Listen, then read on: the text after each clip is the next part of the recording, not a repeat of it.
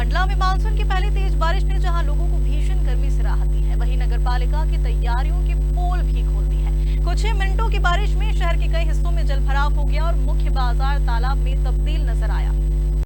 मंडला में हुई पहली तेज बारिश के बाद शहर के कई इलाकों में जलभराव की स्थिति बन गई। मुख्य बाजार सहित प्रमुख मार्गों पर पानी भर गया, जिससे लोगों को आवागमन में भारी परेशानियों का सामना करना पड़ा। नालियों का गंदा पानी और कचरा सड़कों पर फैल गया, जिससे हालत और बिगड़ गए। स्थिति इतनी खराब हो गई कि तहसील परिसर तक पानी पहुंच गया, जिससे दफ्तरों के कामकाज पर भी असर पड़ा। स्थानीय लोगों का कहना है कि हर साल बारिश से पहले नालों की सफाई और जल निकासी की बेहतर व्यवस्था के दावे किए जाते हैं, लेकिन पहले ही बारिश में ये दावे फेल होते नजर आते हैं। इस मामले पर कांग्रेस जिलाध्यक्ष डॉक्टर अशोक मरस्कोले ने नगरपालिका की कार्य प्रणाली पर सवाल उठाते हुए लापरवाही का आरोप लगाया है। वहीं वरिष्ठ नागरिक सुधीर उपाध्याय ने भी जलभराव की समस्या के स्थायी समाधान की मांग की। और मंडला के समाज से भी मंडला का जनमानस उठाता आया है, चाहे सीवर लाइन की बातें हों, चाहे नर्मदा जी में जो गंदे पानी के जो नाले हैं उनका मिलन हो, चाहे यहाँ पर इंक्रोचमेंट हो, चाहे जल भराव की वजह से जो पहली बारिश में कल जो स्थिति बनी थी, ये इतने बड़े बड़े समस्याएं हैं, रोड, नाली, बिजली, जिससे पूरी जनता परेशान है। लगातार शासन प्रशासन के पास में ज्ञापन, आवेदन, निवेदन होते आए हैं, लेकिन लगातार यहाँ का जो शासन, यहाँ का जो प्रशासन है, फेल होता जा रहा है। लगातार धरने प्रदर्शन भी आप देखते आए थे। इन्हीं विषयों को लेके आज हमारे मंडला के समाज सेवी नरेंद्र परिहार जी आज धरने पे बैठे हैं, और ऐसा 1 तारीख से लेके क्रमिक उसमें है 4 तारीख से आमरण अनशन की बात कर रहे हैं। अभी तक 2 दिन होने के बाद में भी शासन प्रशासन से किसी भी प्रकार की कोई बात नहीं। अभी मैं जब आया यहाँ पर, मैंने इनके विषयों को देखा, फिर मैंने अपना समर्थन दिया, फिर मैंने एडीएम साहब को लगाया कि आखिर प्रशासन क्यों अनदेखी कर रहा है इन विषयों पर। आज भरे बारिश के बीच में अगर यहाँ पर एक समाज सेवी बैठे हुए हैं और पूरी मीडिया यहाँ पर है, यहाँ का प्रबुद्ध लोग यहाँ पर है, प्रशासन पूरी तरह से दूरी बनाए बैठा है, सत्ता पक्ष के लोग सिर्फ फीता काटने का काम करते हैं। जब कोई शहर के या नगर के या जिले के विषय आते हैं तो सत्ता पक्ष पूरा मौन बैठ जाता है, उनके मुंह में दही जम जाती है। तो हमारा कहना है कि मंडला का विकास, मंडला के विषयों पर अगर कोई बात हो रही है तो उसके समाधान के लिए हम सबको आगे आना चाहिए। मैं आज कह रहा हूं कि जो नरेंद्र परिहार जी जो बैठे हैं, ये बारिश के बीच में यहाँ पर बैठे हैं, मैं भी इनको यही बात समझाने के लिए आया हूँ। प्रशासन से भी यही बात कह रहा हूँ कि अब प्रशासन कब चेतेगा। किसी के धरना प्रदर्शन के बाद में ही अगर प्रशासन चेतेगा तो आए दिन रोज यहाँ पर बैठे हैं, लेकिन लगातार आवेदन निवेदन आते हैं, उन पर निराकरण भी तो होना चाहिए क्रमिक रूप से। तो मेरा आज आपके माध्यम से यही कहना है कि ये महत्वपूर्ण विषय हैं जिन पे ये धरने पे बैठे हैं। तत्काल रूप से प्रशासन को, शासन के लोगों को यहाँ पर आना चाहिए और इनको आश्वस्त करना चाहिए कि ये इनकी समस्याओं को हम निदान कितनी जल्दी और कैसे कर सकते हैं। मंडला में अवैध निर्माण, चाहे वो नाली के ऊपर हो, चाहे वाटर पासिंग वाला जो हो, चाहे अवैध कॉलोनियां हो, इतने तरीके से यहाँ पर अवैध निर्माण हो रहा है। और अवैध निर्माण ये शासन के जो लोग हैं, उनमें बैठे लोग हैं, ये दबाव बनाकर प्रशासन को काम नहीं करने दे रहे हैं।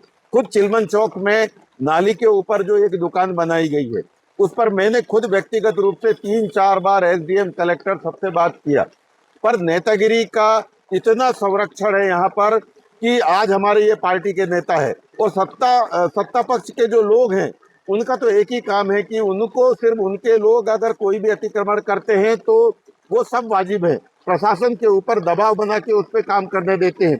लेकिन अव्यवस्थाएं कितनी हो रही है। आप चिलमन चौक में देख लीजिए, रेड क्रॉस में आप देख लीजिए, आप निचली बस्तियों की तो बात ही बहुत गंभीर हो गई है। आप अगर रेड क्रॉस में अगर एक घुटने घुटने तक पानी पहली बारिश में आया है तो प्रशासन कर क्या रहा, अगर प्री मानसून तैयारी क्या होती है। तो ये एक बहुत गंभीर विषय है।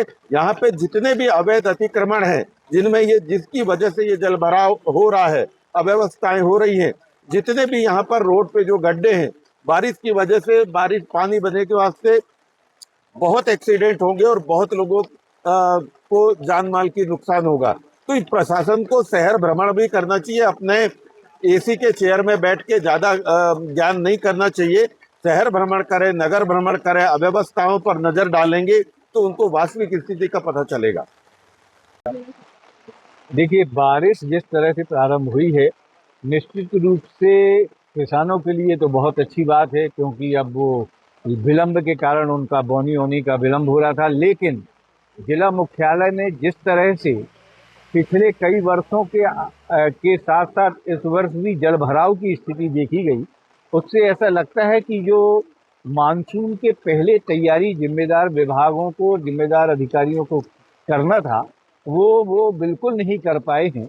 जिला अस्पताल में सिविल सर्जन का ऑफिस जिस तरह से जल भराव में प्रभावित हुआ है, आप हेडक्वार्टर में आप देखें तो जो मुख्य चौराहा रेड क्रॉस का है, चिलमन चौक का है और पड़ाव वार्ड का है, इसको यदि देखें जहां मेन सड़क है, वहां जो भराव हुआ है, उससे ऐसा लगता है कि लोगों की कठिनाइयों पर जिला प्रशासन और जिम्मेदार विभागों ने कुछ भी नहीं सोचा।